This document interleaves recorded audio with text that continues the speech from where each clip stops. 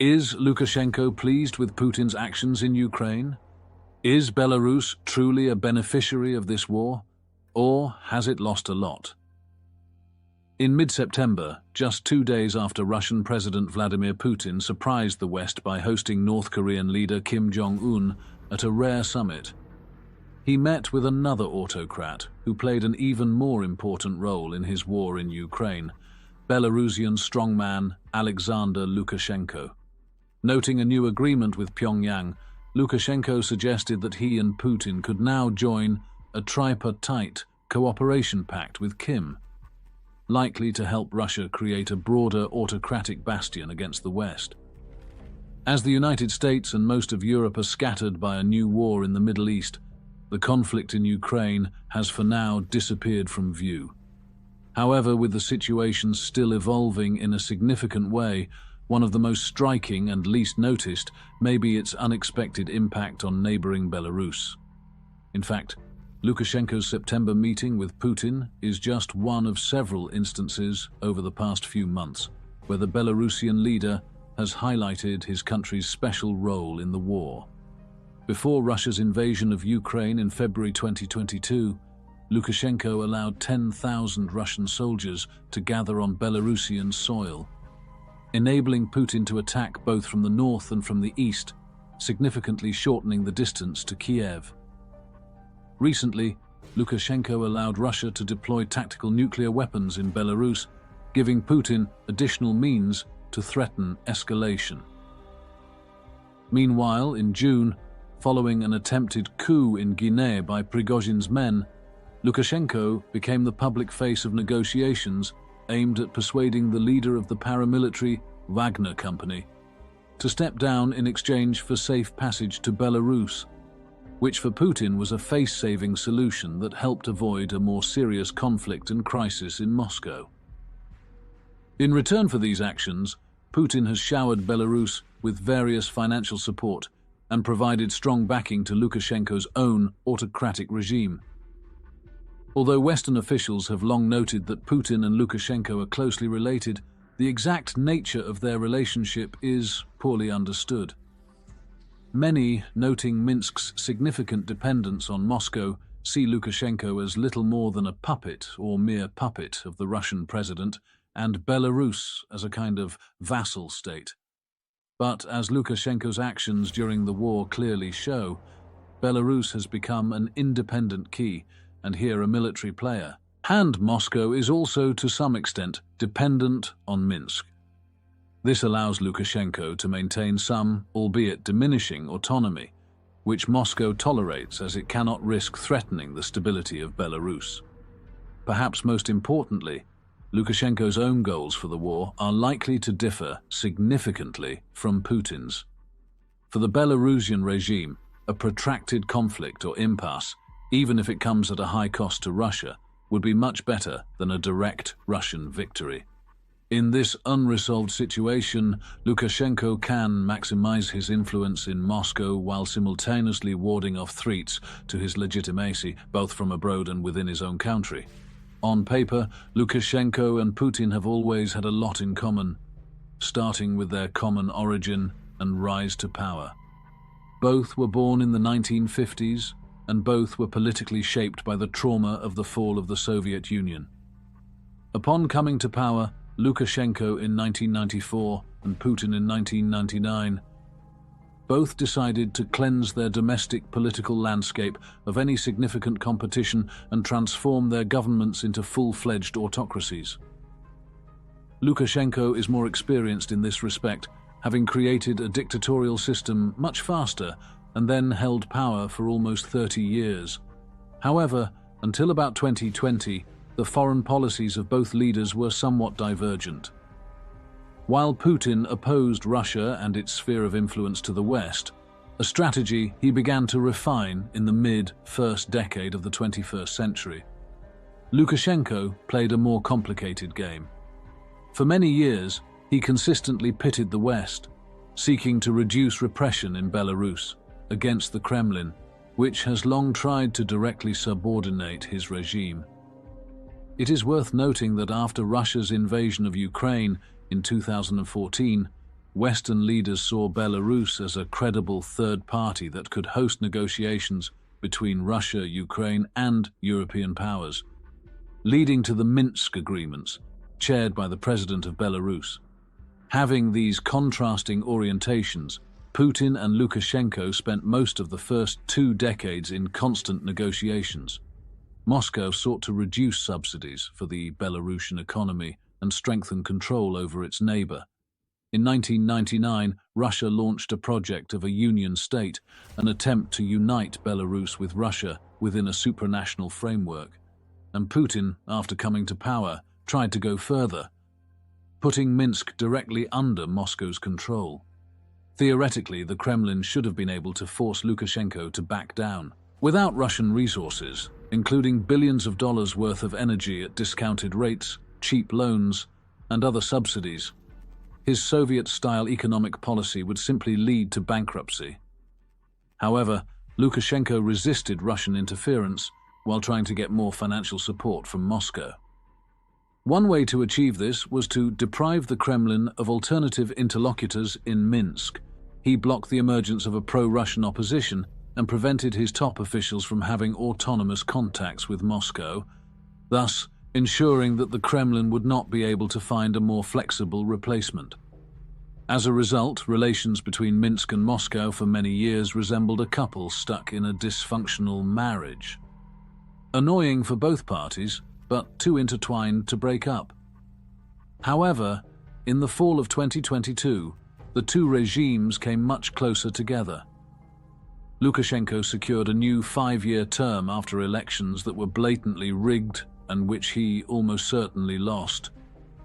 Massive protests against vote rigging and resulting police attacks on opposition supporters paralyzed Belarus for months. But then Putin stepped in, deploying Russian security forces on the border with Belarus and providing broad political support.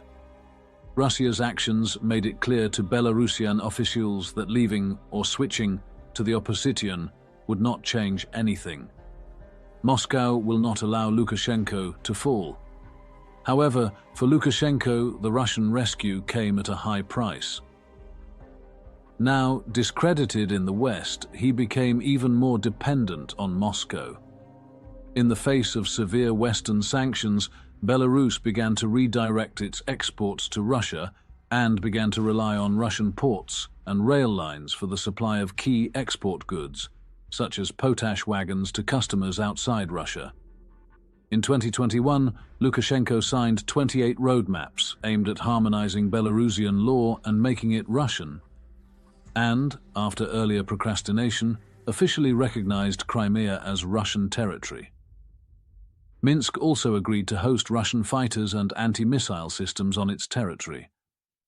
At the beginning of 2022, Russia used Belarus as a springboard for its invasion of Ukraine, and it seemed that Minsk had nothing to say about it. However, once the war had started, and especially in the face of Russia's lack of a quick victory, Minsk gained new influence over Moscow. The stability of Lukashenko's regime was now a military priority for the Kremlin, not just a political imperative. As a result, Putin's approach to Lukashenko became less coercive, relying more on the carrot than the stick.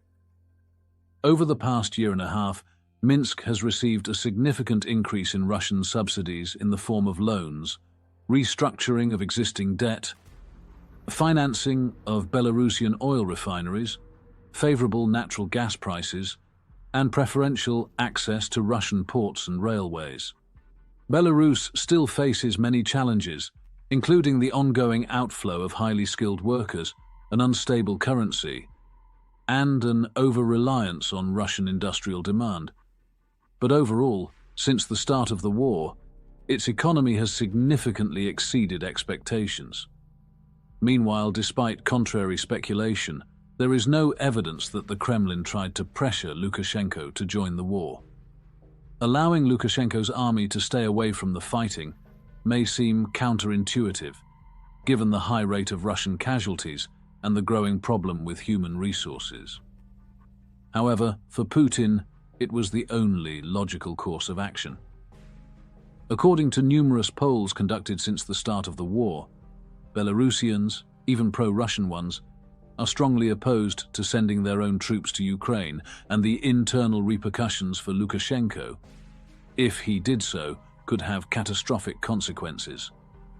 Moreover, adding inexperienced and likely reluctant Belarusian units to the battlefield would not significantly increase the Russian war effort.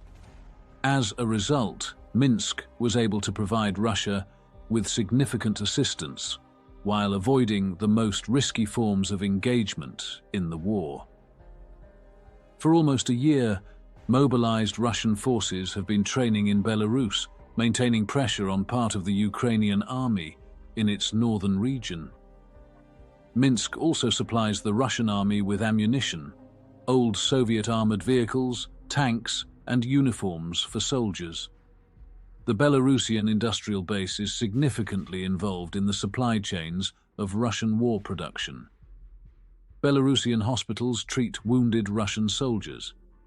But Belarusian troops did not participate in the fighting and probably will not. In fact, it seems that Lukashenko's influence has only increased as the war has continued. For example, Lukashenko's agreement to let in about 5,000 mercenaries from Wagner after their failed rebellion in Russia in June could have helped Putin, who managed to avoid significant bloodshed by getting rid of the Wagner fighters who could not be integrated with the Russian army. But it also strengthened Minsk's hand. By welcoming Wagner, Lukashenko made himself known as a valuable partner and did a favor for which Russia could reciprocate in another way. For now, it seems that Lukashenko has benefited from Belarus's military usefulness to Putin, and the regime in Minsk looks safer than before the invasion. However, at a fundamental level, Minsk and Moscow still have conflicting goals. Lukashenko seeks to maintain maximum control over a subordinate Belarus, while Putin wants Russia to expand to include Belarus as part of a revived empire. This fundamental disagreement explains why Lukashenko hopes that the war in Ukraine will continue in a stalemate or lead to a ceasefire without a decisive victory for either side. All other outcomes pose a threat to Lukashenko's survival. Consider first a Ukrainian victory. If Kyiv wins and Putin survives, the Russian president may seek Belarus as compensation. In such a scenario, the relatively smooth coexistence of Minsk and Moscow would end, and Russia would become much more demanding and aggressive towards Lukashenko. If Putin falls and is replaced by an even harder line, Belarus's autonomy and sovereignty will also be threatened. And if more moderate, pragmatic forces take over in Russia, who are trying to somehow restore relations with the West, there will be no motivation to keep the repugnant and costly dictatorship in Minsk alive. In such a case, Lukashenko's regime could be condemned to the fate of the outdated communist regimes in Eastern Europe at the end of the 80s, which fell like dominoes when the Soviet Union was unable and unwilling to support them. On the other hand, if Putin somehow achieves victory, the Kremlin's concerns about destabilizing a friendly regime will quickly subside, and the motivation to satisfy Lukashenko's needs will be much less.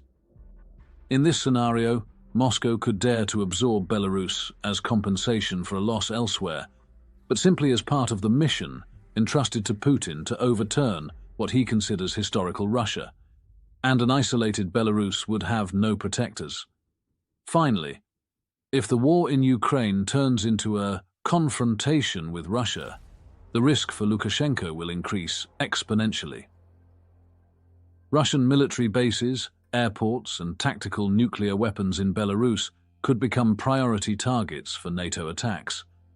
Maintaining the regime in the midst of such crossfire, with very few red lines for each side, would be a particularly difficult task for Lukashenko. Indeed, in the event of a full-scale nuclear confrontation, the fact of having these weapons in Belarus could theoretically offer another option for a first limited strike on this country, as a last chance to persuade Putin to surrender. When Lukashenko repeatedly calls on Kiev and Moscow to immediately cease fire, he is not simply trying to play the role of mediator, as in the case of the previous Minsk agreements. At these moments, Lukashenko is also speaking of another fear. He knows all too well that if the current fragile balance on the front turns into something more dynamic, his mutually beneficial relations with Moscow could just as well end, along with his own uncertain legitimacy. Let me know in the comments what you think about Belarus. Will this country ever be free without the power of a dictator? Will it always be under Moscow's influence? If you appreciate my work and like the material, please leave a thumbs up. See you in the next material.